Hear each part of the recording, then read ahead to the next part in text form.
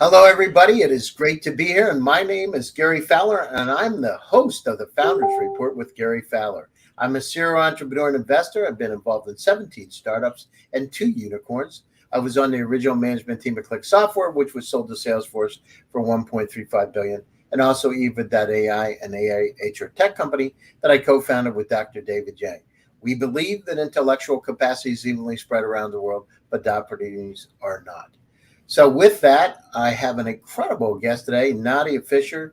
She's built Comtech SaaS companies that work and unlock diversity. She says that language is a tool to drive our culture. The diversifier detects unconscious bias in corporate communications and helps companies develop their own inclusive language. The technology assists us in working against unconscious bias, and we know that part of the challenge today is bias. But for technology to be an improvement of life for everyone, we need to build technology by all and for all. So with that, Nadia is dialing in from Zurich. And so how's everything in Zurich, Nadia? Yeah, everything's cool. The spring is coming. Everybody's outside drinking aperos, and now here, it's already They're drinking what? Drinking aperitif. Aperitif. Yeah, that's great. Yes. Maybe more than just one, yeah? Well, I didn't drink before, so otherwise I'd be like, woo, no. Hey, so are you originally from Zurich, or where are you from originally? Yeah, I actually am from Zurich, but then grew up here, got really bored, and I traveled the world quite a lot and lived in Chile and lived in Burundi in Africa. So, yeah, Wait a minute, you lived in Chile? What were you doing in Chile? I managed a hotel in Chile. Seriously? Yes. And Santiago, where was it? No, it was actually on the countryside near the border to Argentina. And yeah, it was very, in between the volcanoes, it was very nice. Wait a minute. What made you decide to do that? Oh, I got really bored of my job that I had at that time here in Switzerland, which was business developer and retail business. And then I thought I really have to do something totally else. And yeah, and I knew Chile from before from a world trip. And then I thought, okay, let's go there. And took the whole family. We all moved there and managed that hotel. Oh my God, that's amazing. And you said there was volcanoes around you? Yeah, absolutely. Yeah, very beautiful volcanoes. I would go anytime there again in this region. It's Why not? really Were these active volcanoes? no, no, no. The last one was active 10 years before that, but then got really calm. But then in these regions you never know, right? And especially now with all the changes, you know, they become active again. Now, how long were you living there? Just a year, not too And long. so, was there anything unusual that you saw there? Was there anything interesting? What was the most interesting thing that you saw? Yeah, I mean, it was super interesting because that time Chile, so that was in 2010. Chile was like the upcoming country in South America, very stable. And you could feel actually the economy growing. Like, before Chileans didn't even have enough money to go travel. And when we were there, suddenly this came wash, and all the Chileans were traveling their own country, discovering their own regions, and I thought that was really nice to see an economy in full growth. So, Wow, that's amazing. And yeah. so you did that, you managed a hotel, and what did you do next? Well, then I got back to Switzerland and Right. I said, okay, now I have to. I didn't want to move back into retail. I thought it was really boring. And so I had to find a new job. And I kind of felt, tech is where it happens, right? And so I kind of had to find a way into the tech industry. And, in Switzerland, it's not so easy to change careers as in the US. Why is that? I think that's still this traditional thinking that you've made an education and then you stay in this kind of field, and it's very hard to jump over from one industry to the other. It's not so well seen. Luckily now it's changing, but at that time 10 years ago it was still hard. But then I found my way through digital media and into IT project management, and since then I'm really happy in this field. Okay, so you went there. You said you were in Africa too? Yeah, in Burundi. Okay, what made you decide to go to Burundi? Oh, okay.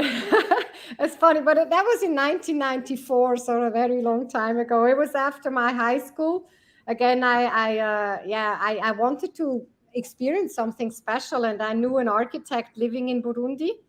And at that time, I wanted to study architecture. So I said, can I come over for half a year? And I lived there half a year. It was a really interesting time. It was actually just before the genocide happened. So you could Oh, feel that politically the whole destabilization of the country. and how was it? What was it like? What happened? How could you tell?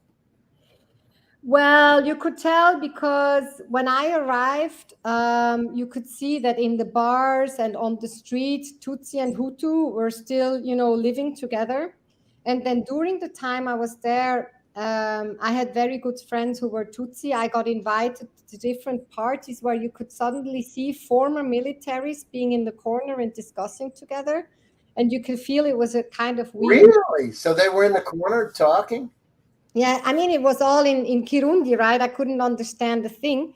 But yeah, you could feel that something was up. And then suddenly it was like so the architect I worked with, he said, if something happens, just go to Novotel, which it was the French main hotel there, because that's where you're the most protected. I'm like, what's going on? They said that And, to you? huh? They said go to Novotel? Yeah. Exactly. That's where all the ambassadors and all the diplomatic staff would go in a case of a crisis. I left Burundi before it got really bad.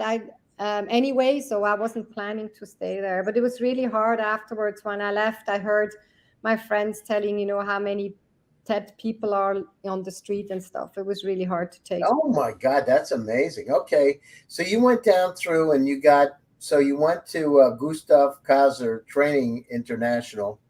And I mean, you did Scrum. Then you worked for the Federal Department of Defense as a policy advisor. How did that work? How did you come up to that? Well, I studied international relations in Geneva, so where Kofi Annan also studied. And at the last year of my studies, I actually specialized in disarmament of light weapons, like small arms and light weapons. At that time, it was a thing. There was just a big conference on anti-personal landmines, and then they all realized, what's killing the most people is actually the small arms and light weapons. So I specialized in this, and for the Department of Defense, I was actually the specialist in this. And together with the Foreign Office, we defined the Swiss policy in this area and went to negotiate big conventions at the UN and the OSCE and NATO. Oh my gosh, that's amazing. Wow, you got a wonderfully broad life. So, okay, so you go down through and do that for a couple years. Then you go to Nuance Group. What was that all about? Yeah, that was the business development job I was saying for retail, for duty-free retail, actually. For duty free. And then you go to your hotel in Chile. And did you speak Spanish or no? Sí, claro. So you went down. That's great. And then you went back to John Lay Solutions. What's that all about? So what they did is digital signage. So when you're in a shop and instead of having just posters, they'd have big screens where you have the advertisement going on, and that's where I did the sales part. That was a real hard sales job. It was like driving several hours a day, going into the meeting, quickly sell your thing, go out, drive again 2 hours. It was the old way of selling things. Wow, the old way. And then Kaiwa, what was that all about? So the QR code services, what is that? Yeah, QR code came up beginning of when was it, about 2010, something like that, or 2008 maybe. And this was a startup founded here in Switzerland, but they quickly went to San Francisco, and I was working there as a CMO in order to make it known. So I was sometimes in San Francisco. So But you were going back and forth. yeah, exactly. And then you left there. You spent only 1 year there, right? Yeah, exactly. I realized that QR code wasn't my thing. That's not where my heart was. You have to Well, it sounds identify. like it's got to be a little exciting or you're not interested. So you went to Leap. Is that what that is? Yeah, Leap is a web agency here in Switzerland. They're pretty big for Swiss size, right? They're like 200 people. Really? um, and yeah, that's where I became Scrum product owner. So for me, Scrum was really a life discovery. I suddenly realized how people can work together. We know each one with their specialty, and I really loved it. And since then, I really work with an agile mindset. That's where also I got to know our my other co-founder, my partner, our CTO. We work together there at Leap. He as a software architect and me as a Scrum product owner. Wow. And then what made you decide to go to PwC? I guess I wanted to kind of be work again at a big corporate. That feeling of yes, I want to move like really like go into the corporate and try to change the culture within, because that was actually their idea. They wanted to build up an experience center focused on agile software development, and with the experience I had as a Scrum product owner and agile coach, they got me, and we built the experience center together. Unfortunately, I must say it didn't work in the end. The cultures were just too different. There was a real culture clash between what we built and what PwC normally does. And so why was it? Because you were in it. What, were there a lot of politics involved? Yeah, a lot of politics. And then, I guess PwC is really used to clear processes. I mean, they also have to, right, as a consulting company, because of all the compliance. So already when we proposed that with clients, we wouldn't have normal contracts, but agile contracts, they were like, what is this? So we had to reformulate all these contracts, go through, I don't know how many approvals. But also in general, just I guess they're very used to, you have the scope, you fix the scope, you fix the budget, right? And this is not how agile software development works. So what happened? How was it when you would sit down with them and they didn't get it? Did they? How long did it take before you understood that they weren't going to buy into it and there was going to be political pressure and stuff? Did that? Yeah, I mean, we worked really hard. So it was a team of four of us, like in the leadership team, and we had like 50 people employed in that experience center. And the four of us had all a very agile mindset. So we really tried, like during half a year, we built it up, and then we really tried during like half a year to convince them and make them understand what it means. And yeah, I get like after that year, we kind of realized, okay, it's not going to work out, and everybody left actually in the end. Wow, that's amazing. And they're supposed to be agile, right? Yeah, I think it's a little bit. Also, when you see, because they Maybe all, get maybe leaving like that's being agile too, though, right? yeah, it's true. Okay, so you go there, and then you did some mentoring at CV Labs, right? What was that all about? A blockchain incubator? Yeah, I mean, that was just a little task I had. It's a blockchain incubator, as you say, and they got me because I was telling them more about diversity and inclusion. What does it actually mean if you start out as a startup? What do you have to make sure that diversity inclusion, you've got that in your DNA from the very start? And that's why I mentored I mentored these different startups. Yeah, that's great. Okay, so now let's go to where we are today. Tell us about how did you come up with the idea of Woody Works, and talk about the enabling companies in STEM field to attract, recruit. Tell us what that's all about. Yeah, sure. I mean, myself working in tech, I just realized that diversity is really missing, and that we are building a lot of apps and solutions that do not cater for a lot of needs out there in the world. And that worries me, especially also because I have kids and I have a daughter. I'm You like, say you say what? It doesn't cater to what? The needs? well, to the needs of so many different populations, right? I think if the teams are very homogeneous, we forget about many needs that are also out there. And that's why I really stand for diversity, to get all the perspectives in, and to, as you do, right, with GST Ventures as well, you get ideas from the whole world, because there's much more to solve than what we see in a certain country or within a certain region even. And I really wanted to change that. And in the beginning, When I didn't work with our CTO yet, I did diversity consulting and just realized that it doesn't work. It's like companies pay diversity programs, but often the discourse in these workshops get very politicized.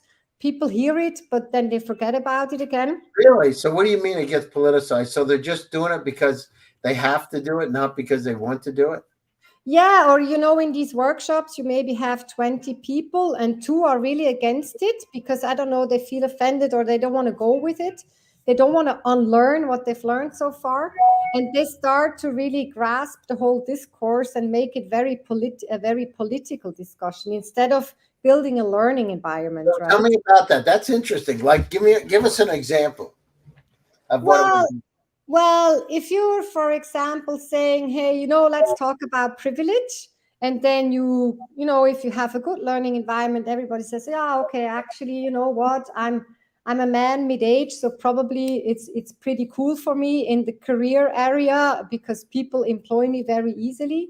Somebody else says, like me, I have my last name is Fisher. That's a very common name, very easy when I apply somewhere. And then those who want to politicize, like, I don't have a privilege. I worked like crazy. I've all earned this, right? Yeah, And yeah. yes, sure, you work a lot and we all work like crazy, but it's still the case that we have privilege. And when you have such people going into the discourse like this, everybody kind of pulls back. It's not a safe space anymore to learn. And that's why often these trainings just don't work. And yep, the companies have the trainings, right? Yeah, exactly. Why And do they have them if they know they're not going to work, Nadia? well, and that is really weird. I think on the one hand, they just have to do something today. The pressure is really on that they do something in diversity inclusion. I mean, as a big company, Fortune 500, you have to do something. And actually, 99% do diversity programs. And even in medium and mid-sized enterprises in the US, 50% do something.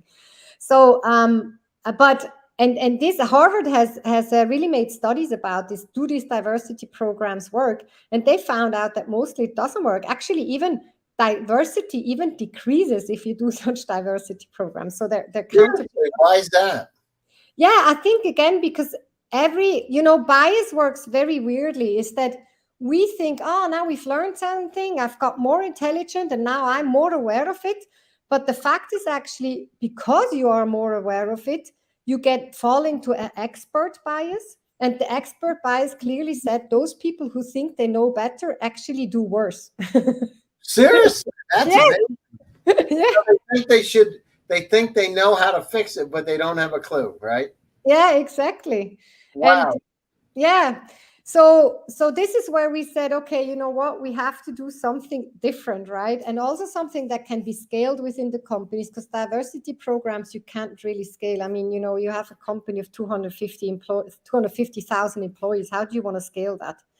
And yeah, that's when we said, let's do software in this, I guess. And we needed to find something. We needed to find a transport media for the whole bias awareness, Mhm. um, where you work with on a daily basis. And this is how we got to language. So tell me a little bit about it. So what exactly? What do you do when you go into an organization, and how does it work? So how do you help them? Yeah. So what they do, they install our browser plugin, and the browser plugin is like an inclusive writing assistant, meaning wherever you are writing in a web-based interface, while you are writing the words that are not inclusive, so that can either deter certain people or can even discriminate certain people, and often in an unconscious way, right? These terms get highlighted, and then the algorithm proposes to you other alternatives, how you could write it so you really write inclusively, meaning without deterring anyone. And then it also gives you background information about the bias behind that word. So there's a little micro learning bite every time the tool pops up. So if you have no time, you can just write inclusively by choosing the alternatives. And if you have a little bit more time, you can actually consume these micro learning bites and learn about your own bias. And that step by step can make change your behavior. And because it's a machine telling you, you do not get into the defensive, right? It's also, we have more trouble getting critique from a human than from a machine, which is actually very sad, but it's a fact. At least today, anyhow. Yeah, exactly. So when you get into this, so give us an example. What kind of thing? What would it correct? Let's talk about what kind of things that are biased in there that you see happening a lot. Right. So we check the different diversity dimensions, and one of them is gender. Naturally, now you tell me English is a gender neutral language, and that's true. Linguistically, yes, it is. But if I tell you, for example, the riddle, hey, a CEO says, I am not his father, but he's my son. Who is it? I am not his father, but I am not his father, but his mother. Exactly, it's the mother. Very well. And that is something people kind of have to think twice, But we're talking about a CEO, and what happens here inside of the brain is actually the word CEO has a bias, meaning the inner image that pops up in front of our inner eye is very quickly a man, because we were socialized in that way, right? There's more men in CEO positions until now than women. And this image we have learned, and it pops up in our head without us realizing. And that's why we have trouble solving this riddle so easily. So So Nadia, I have a question for you. So now we have transgender and everything else, where everything gets really mixed up. How in the heck? I mean, I got the thing with the mother, and that's cool. But how do you go down through now with these new paradigms, right? Yeah, and we're all confused about it. You know what I mean? Well, how do you know who's who? Yeah, and we're all confused about it, aren't we? I had a situation occur where I went into an office and met somebody that was had a very high executive position, and I talked to them on the phone, and they had a very deep. I mean, it was a guy's voice, right? But it wasn't a guy when I got there. It would, and I heard the voice like it sounded like Elizabeth Holmes on steroids. It was deep voice, and but it was interesting, and I didn't know. Honestly, I didn't know how to address the person. To be honest, I had no clue. Yeah, I didn't know. Yeah. So how do we deal with those kind of things? Yeah, and that's exactly what our tool does, because we're all confused about what words we still can use, what words we shouldn't use anymore. Not only when it comes to gender, but also when it comes to people of color, when it comes to people with disabilities, right? All different diversity dimensions. And that's exactly what the tool does. It gives you this help. How can you formulate something in order to really respect everyone? So in the gender, naturally, what we would propose. Oh, that's why they have he, she, and all that, right? Like so you just use the singular they. Just use the singular they, right? They, yeah. Yeah. Interesting. So, what kind of customer traction do you have today? Well, so far we have 32 contracts, and they're the really big brands. So Microsoft is a client of us, and we're really happy about that, naturally. But also Intel. Yeah, that's really cool. They're really into diversity and inclusion, and they saw our tool and thought, okay, this is what we want to use. Also, like Deloitte, Accenture, Deutsche Bahn, naturally here, they're big in Germany. That's actually the biggest employer in Germany. And we offer our tool in English and in German, and that's really nice, because we see for the European countries, naturally, other languages are very important, and gendered languages are even more complicated than the neutral languages. And the traction is we've got so far 23,000 MRR. We have our freemium out, and that grows nicely on a weekly basis of 7%. It's like not woo yet, but we haven't done any advertisement yet. We just launched it now in What was that again? It's not what yet? It's not woo yet. Okay. Got it. It's not woo, but it's growing at 7%. You got over 20,000 in MRR. What are you trying to do now? What's the next step of this? So, were you raising money, or where are you going with Yeah. Yeah, exactly. So now we're raising money in order to scale our premium. So we've got as I said, the first customers acquired, but now we really want to scale it, and that's what we raise our money for. Also, what we see is naturally the very big corporates like banks and consulting companies, insurances. They still have some issues on privacy and data protection.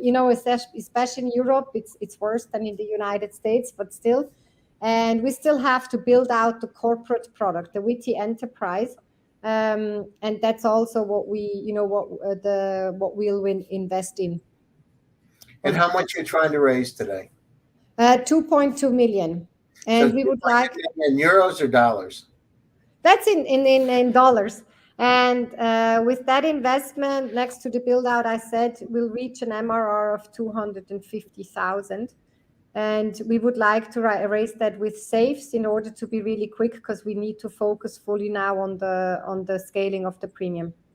All right. So 2.2 million in safes to get you to 250,000 MRR, correct? Yeah, exactly. Excellent. Excellent. Okay. So closing thoughts, and how can people get a hold of you? Well, contact me on WittyWorks or just write to me directly. Very happy to hear from you. And closing remarks is really Witty is the new standard for language. We make de-biased language. It doesn't exist so far yet. All the other frameworks do have bias, and we build it with our technology, and we build it together also with associations that are specialists in certain diversity dimensions. So we're really happy also to make sure that we got the legitimacy from all these different movements, and it's not just an idea out of our brain. No, it's great. So you remember, stay smart with Witty. Exactly. Cool. Yeah. So thanks so much, Nadia, for coming today. I really appreciate it. Thank Hasmic and the entire Latoken team for making the Founders Report with Gary Fowler possible. My name is Gary Fowler, and I am the host. I am the CEO, president, and co-founder of GSD Get You Done Venture Studio, premier AI and quantum venture studio located in the heart, yes, the heart of Silicon Valley. To all of you out there, stay safe, stay healthy, and stay happy. And may this bring some peace to the world. Take care of yourselves, and thanks a lot, Nadia. Thank Hasmic, and thank the entire team.